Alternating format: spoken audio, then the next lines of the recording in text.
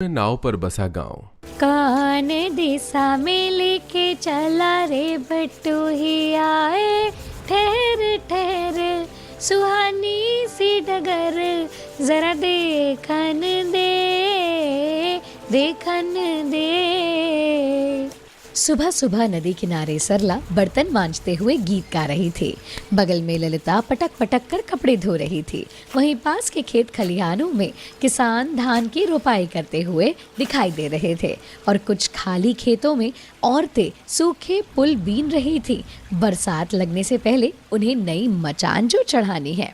अरे सीतामणि काकी, जल्दी जल्दी पुले बीन के घर चले जाओ। देखो पश्चिम की तरफ से पूरा आसमान काला कर रखा है। लगता है बड़े जोरों की पीट पीट कर आंधी पानी बरसेगा।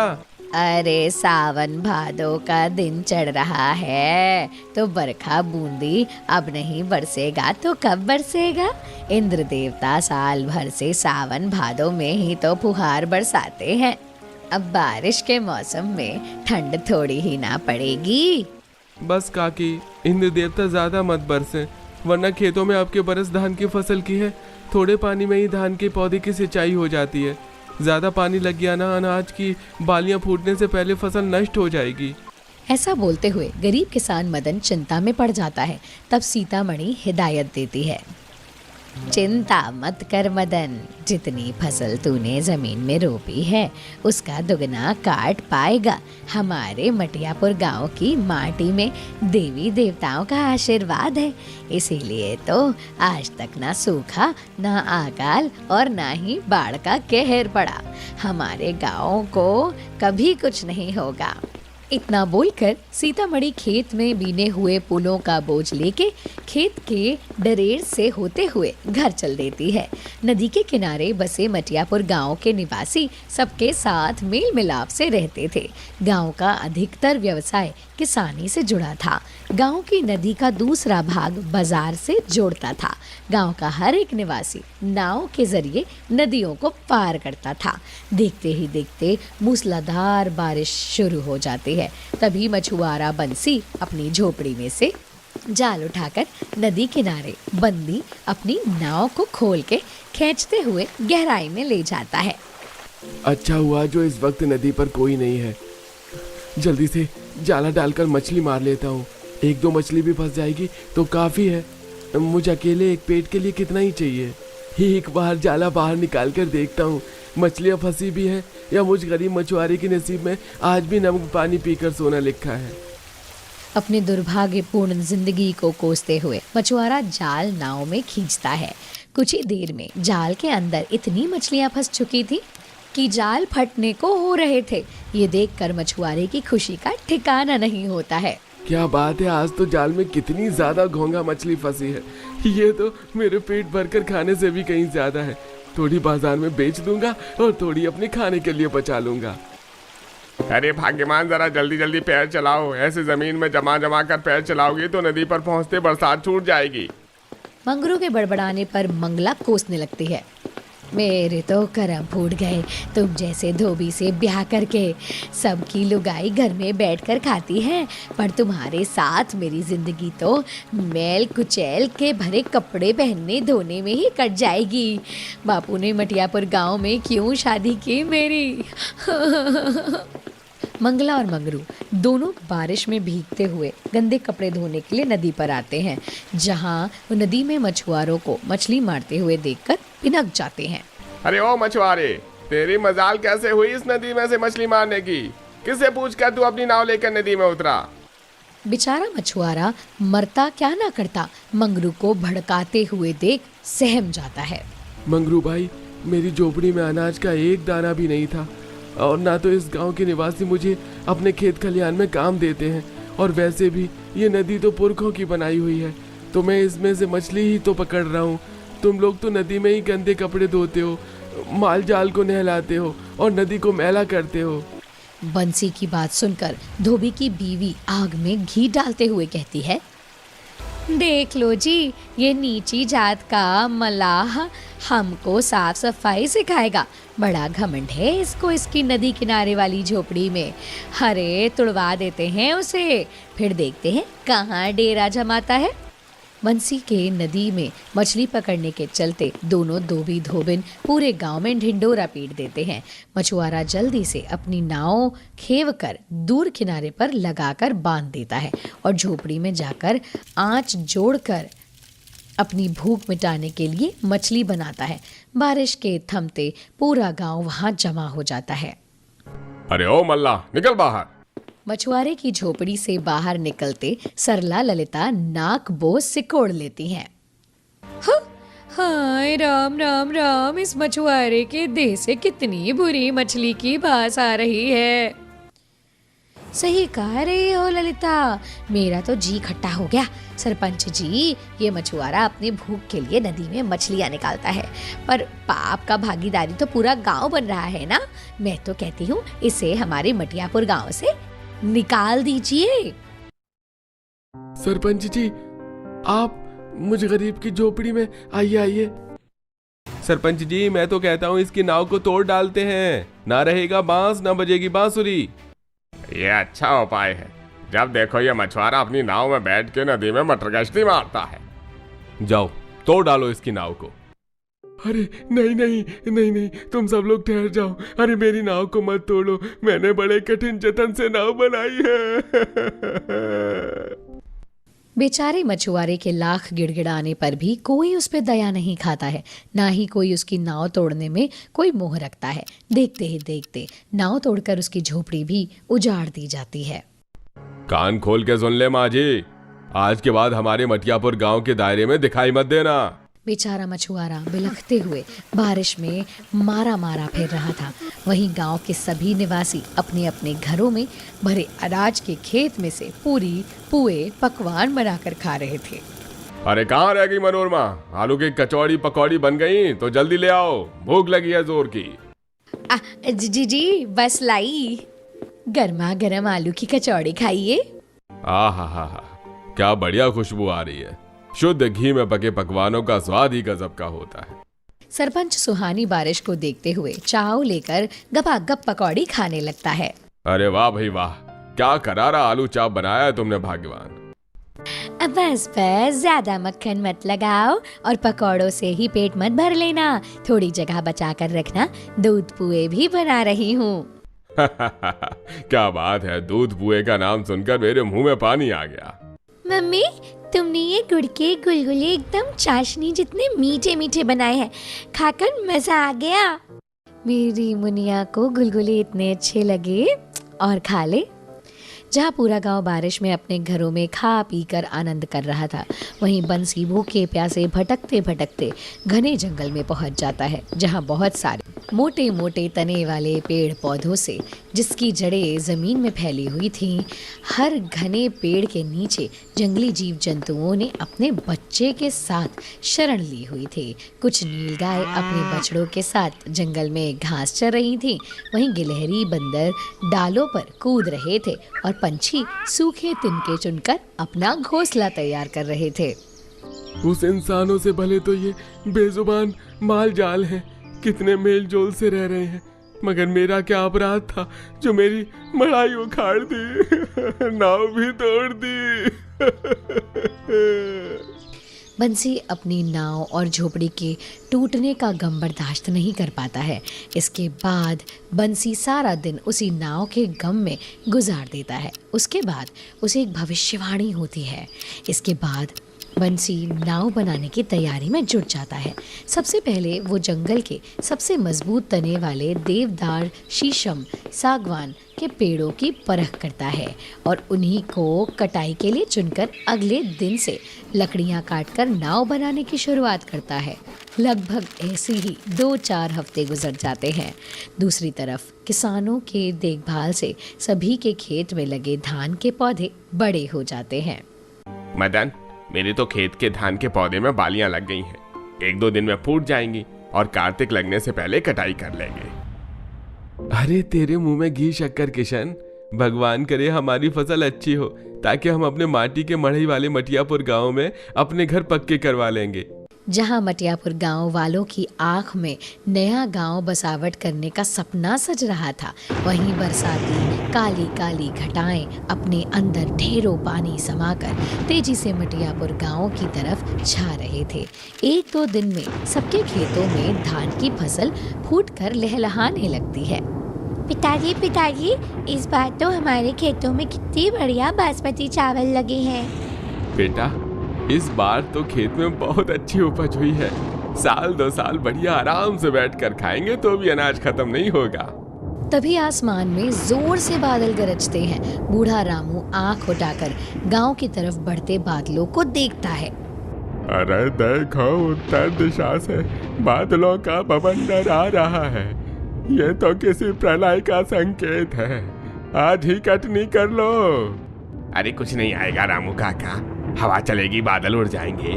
वैसे भी सूरज डूबने को है, कल तड़के से कटाई में लग जाएंगे। बारिश का भयंकर मौसम देख सब अपने अपने घर चले जाते हैं। वहीं रात में जाने कहां से एक गाभिन दुबली कमजोर गाय उनके खेत में पड़ जाती है और सबके खेत के चावल की फसल को लगभग चर जाती है।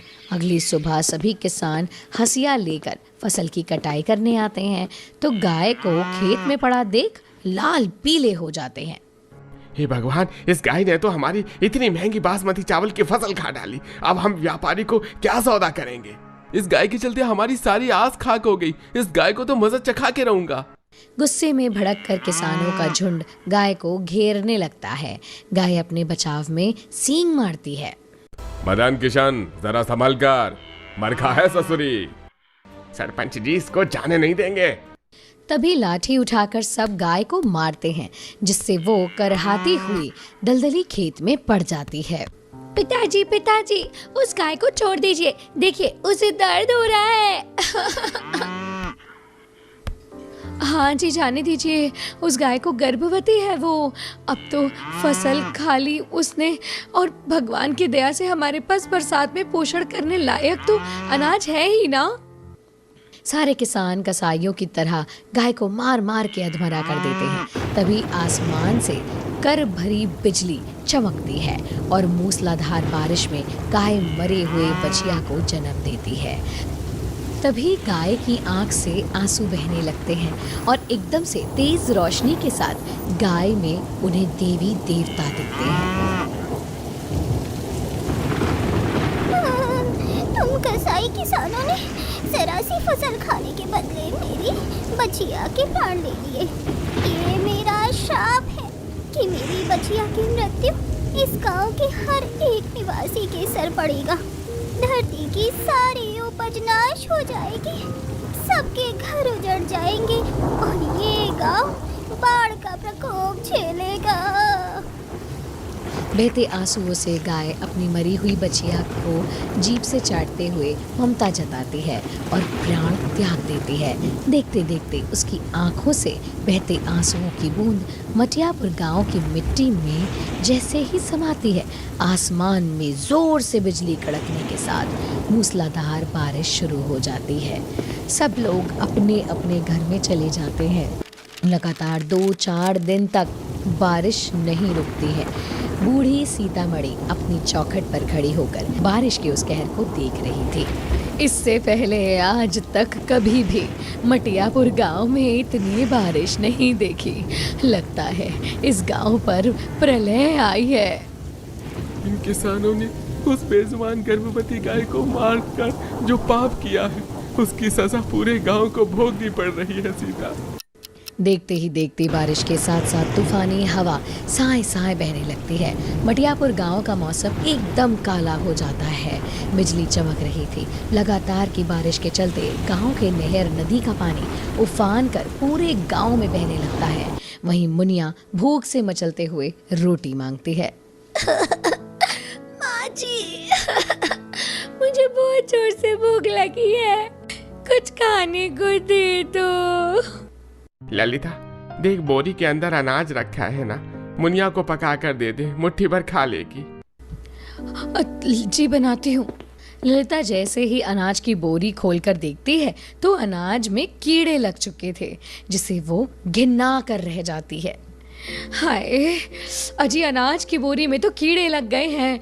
ये सब कुछ उस गाय के दिए हुए श्राप का नतीजा है जो हमारा गांव दाने दाने के लिए भूखा मर रहा है। देखते ही देखते बाढ़ का पानी सभी की झोपड़ियों में भर जाता है। तूफान से सबकी छत उजड़ जाती है और पूरा गांव खुली छत के नीचे बारिश में भीग रहा होता है। कितनों के तो माल जाल बाढ़ में ही बह जाते हैं। अरे मुझे बचाओ, अरे मैं पानी में बह रही हूँ। मनोरमा, घबराओ नहीं, मैं तुम्हें कुछ नहीं होने दूंगा। कितनों का परिवार बारिश के कहर भरे बाढ़ में मलबे में दबकर मर जाता है। अभी थोड़ी सी उठने की क्षमता करो, घर में पानी भर गया है, दीवार किसी भी टाइम धंसकर गिर जाएगी। सीता, मुझसे नहीं उठा जाएगा। लगता है इस बाढ़ में मेरा दाह संस्कार हो जाएगा। तुम जाओ। देखते देखते मिट्टी की दीवार रामू पर गिर जाती है। अपनी आंखों के सामने अपना सुहाग उजड़ता देख सीता को धक्का सा लगता है। हाय हाय, अरे मुझे बीच मझधार में अकेला छोड़कर क्यों चले गए। तभी मदन का परिवार नाव में बैठकर आगे बढ़ता है। काकी, जल्दी से नाव में आ जाओ, गांव बाढ़ में डूब गया। तब सीता नाव में बैठ जाती है। कोई तैरते लकड़ी के तख्त पर तो कोई ठेले पर अपने परिवार को लेकर गांव खाली करके जाते हैं। बाढ़ का पानी हिलोरी मारते हुए सबको नदी के पास ले जाता है, जहां बाढ़ का पानी विकराल रूप लिए हुए था। हम में से कोई नहीं बचेगा। जिस तरह हमारा गांव बारिश और बाढ़ में उजड़ गया है, हमारे भी प्राण नाश हो जाएंगे। इतने में बंसी अपनी नाव बनाकर गांव वालों की मदद के लिए आ जाता है, जो कि साधारण नाव से विशाल और बड़ी थी और ऊपर चढ़ने के लिए लकड़ी की सीढ़ी भी बनी थी। सब लोग जल्दी से नाव के अंदर चढ़ जाइए, जल्दी कीजिए। इतनी विशाल नाव इस मल्लाह ने कहाँ से बनाई होगी? किशन के पूछने पर बंसी उसे विशाल नाव का पूरा सच बताता है। बंसी, उन्होंने जो पाप किए हैं उनकी जो अपराध बहुत जल्दी उनके सिर पड़ने वाला है। ये गांव बाढ़ में जलमग्न हो जाएगा, इसीलिए तुम एक विशाल नाव बनाओ ताकि जीवन नष्ट न हो और सभी तुम्हारी बनाई विशाल नाव में शरण ले। बंसी की ये बात सुनकर सब अपनी अपनी जान के बचाव में एक दूसरे को धक्का मारकर खदेड़ते हुए उस विशाल बड़ी नाव में चढ़ने लगते हैं। तभी नाव का संतुलन नदी के बहाव में हिलने लगता है, जिससे गांव वाले कुड़कुड़ाने लगते हैं। अरे ओ मल्लाह, तूने नाव बनाई है या मौत का सामान? ये तो पानी में तैर भी नहीं रही बल्कि डूब रही है। अरे ये कैसे हो रहा है? भविष्यवाणी के अनुसार तो मैंने नाव परिश्रम से बनाया है, तो डूब कैसे रहा है? तभी मुनिया नाव को बारिश में डूबता हुआ देखकर कहती है, आप सबने उस गाय माता को मारा था ना, इसीलिए नाव डूब रही है। मुनिया बिल्कुल ठीक कह रही है। हमारे पापों का भार इतना ज्यादा है कि हम इस नाव में भी सुरक्षित नहीं है। अगर हम अपने पापों को मान लें तो बच सकते हैं। सब बारिश में अपने अपने सर पर टाट ओढ़कर पूरे 2 दिन 2 रात बारिश में भूखे प्यासे भीगते हुए अपनी गलती से तौबा करते हैं। तभी उन्हें बाढ़ में से एक बहती हुई बछिया नाव की तरफ बढ़ती दिखाई देती है। लगता है किसी का बछड़ा बाढ़ में बह गया है, इसे बचाना होगा। मदन और किशन उस गाय को नाव में लेते हैं। देखते देखते पूरे गांव वालों की आंखों में एक बड़ा चमत्कार हो जाता है। साधारण सी लकड़ी की नाव एक विशाल जादुई नाव के गांव में बदल जाती है, जिसमें नाव की लकड़ी वाला हिस्सा सूखी जमीन में बदल जाता है, जहां उपजाऊ खेत खलिहान, पेड़ पौधे, खुला वातावरण और फूस की झोपड़ियां बनी हुई होती हैं। नाव के अंदर बसा विशाल गांव देखकर पूरे गांव वालों का मुंह खुले का खुला रह जाता है। अल्लाह, ये क्या जादू है? नाव के अंदर इतना बड़ा गांव, और इस नाव में तो हम सबके रहने के लिए घर है। इसमें तो हमारा पूरा गांव आ जाएगा। नाव के अंदर विशाल गांव की बसावट देख गांव वालों की आंखों में उनके पिछले किए हुए का पछतावा आंसू बनकर छलक रहा होता है। हमने तो खून से भी गहरे लाल पाप किए हैं, फिर भी ऊपर वाले ने हम पर से अपनी दया नहीं हटाई। ये उसकी करुणा है जो आज इस बाढ़ के कहर में भी हम सांस ले रहे हैं। तभी नाव में से बसे विशाल गांव के अंदर एक सुनहरी रोशनी प्रकट होती है और एक भविष्यवाणी होती है। तुम सब ने अपने अपने अपराध मान लिए हैं, इसलिए 2 महीने तक मेघ से यूं ही बारिश बरसेगी। पर जब तक मेघ से वर्षा नहीं थमेगी, तुम इस नाव के अंदर बसे गांव में बने रहना। तब मटियापुर गांव पहले की तरह साधारण गांव की बसावट में बदल जाएगा। तब तक तुम इस नाव के अंदर बसे गांव में बिना किसी घटी के रहोगी।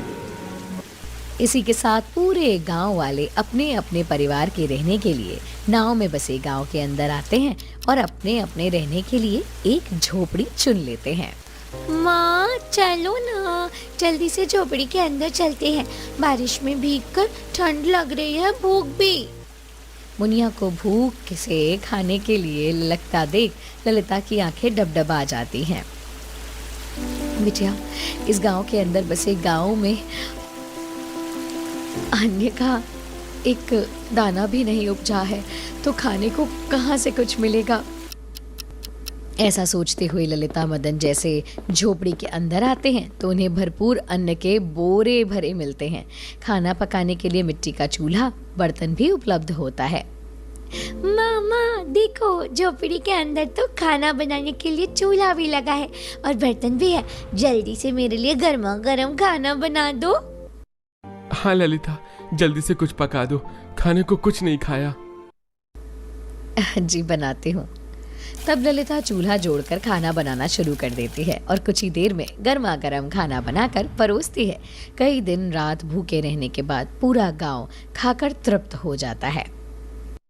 सरला, इस नाव में बसे गांव के खान पान में गजब का स्वाद और जायका है। पेट भर गया लेकिन मन नहीं भर रहा। हाँ जी, और कितना शुद्ध हवा ब्यार हम बह रही है। अगर आज इस नाव में बसे गांव में हमें शरण नहीं मिलती तो गांव में आई बाढ़ और बारिश तो पूरा गांव निकल जाती। 2-4 दिनों में ही पूरा गांव नाव में बसे गांव के मोहल्ले में रहन सहन में घुल मिल जाता है। जहां वैसे तो झोपड़ी की बसावट थी, लेकिन पीने को शुद्ध पानी था और मन को मोह लेने वाला शुद्ध हवा ब्यार भरा वातावरण था। पूरा परिवार अपने अपने लिए नाव में बसे गांव में भोजन पकाकर पेट भर कर खाता है और जमीनों में खेती बाड़ी भी करता है। वैसे इस नाव में बसे गांव की मिट्टी खेती के लिए इतनी उपजाऊ है कि जुताई की आवश्यकता नहीं है, ऐसे ही बीज लगा देते हैं।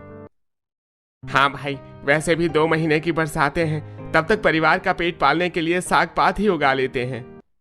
सभी किसान गांव की जमीनों में बरसाती फसल की कृषि करते हैं। कुछ ही दिनों में खेत में हरी भरी साग पनप जाती है, जिससे पूरा गांव भरपेट खाता है।